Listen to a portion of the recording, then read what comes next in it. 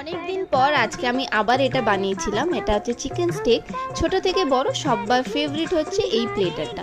তার জন্য এরকম ফিলে করে কেটে নেওয়া চিকেনের ব্রেস্ট পিসেস লাগবে। একটা বড় জায়গার মধ্যে জল ঝরিয়ে রাখা টক দই, জিঞ্জার গার্লিক পেস্ট, লেবুর রস আর কিছু গুঁড়ো মশলা যেমন নুন, গোলমরিচ গুঁড়ো, তান্দুরি মশলা, এটা অপশনাল, লঙ্কা গুঁড়ো।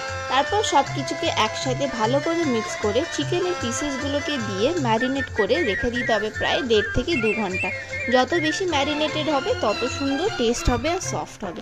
তারপরে ওগুলোকে বার করে ফ্রাইং প্যানের মধ্যে বাটার দিয়ে ওই চিকেন পিসেসগুলোকে ভালো করে এপিট ওপিট করে ছেঁকে নিতে হবে যতক্ষণ না চিকেনটা ভেতর থেকে বয়েল হয়ে যাচ্ছে আর ওপরটা এইরকম কালার চলে আসবে।